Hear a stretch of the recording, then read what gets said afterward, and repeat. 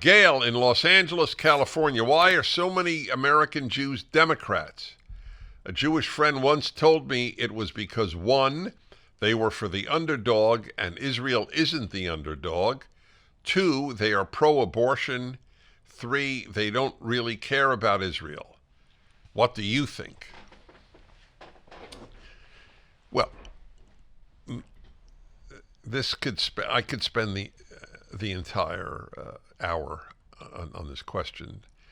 So I'll have to be brief, but I do want to address it because it's extremely important, certainly to me as a Jew, as an American Jew specifically. I left the Democratic Party in the early 80s. I stopped voting Democrat. Well, I did vote for Jimmy Carter the first term.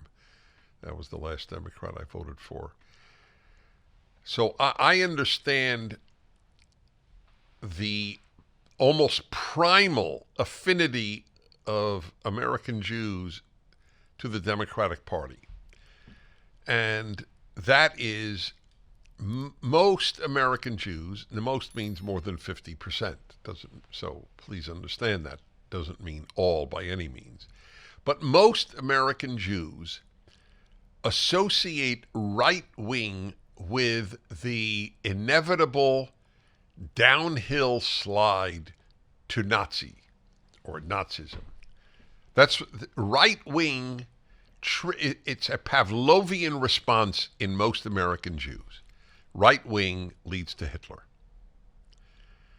By the way, even the question, was Hitler right wing or left wing, is by the way, it's not an illegitimate question. The left has brilliantly convinced everyone that Hitler and the Nazis were rightists. But in fact, a lot of the opposition to Hitler came from conservatives.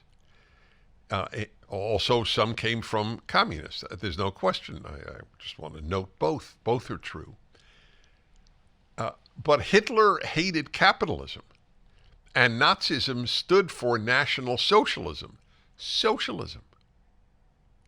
It's what Nazi means, National Socialism. That's not exactly right wing. Socialism is not a right wing doctrine. Racism is not a right wing doctrine. By the way, it's not a left wing doctrine. It's sui generis. It's its own unique evil. Racism is neither right wing nor left wing. But the left has effectively identified racism with right wing and Nazi with right wing, and that has stuck. Stalin called Trotsky the father of the Red Army, the father, along with Lenin, of Soviet communism. He called him a fascist. And it works. That's how it works. The left sort of rules our vocabulary. So American Jews, seared by the Holocaust, even if they lost no relatives in it, believing that right wing leads to Nazism, will just always vote anti-right, which is in American terms the Democratic Party. So that's one reason. Now, that's the biggest. For an American Jew, when I know this because I'm an American Jew, and I remember when I first voted Republican. This will sound bizarre to all of you, but I give you my word, it is true. I felt that I was sitting against the Jewish people and Judaism. That's how hard it was to vote Republican. But as I said then, and I was right, I did not leave the Democratic Party. The Democratic Party left me. And now, if it is not obvious that the Democratic Party has left American Jews, it will never be obvious. There's no excuse to vote Democrat by any decent person. You gave these choice that they're for the underdog. That's what they believe. But if you're for the underdog, you vote Republican because the Democrats are the party of the wealthy. But in any event, they were for the underdog, and Israel isn't the underdog. Of course, Israel is the underdog. It's unbelievable. Israel is surrounded by hundreds of millions of people who want to wipe them out. There is no such hatred on the face of the earth.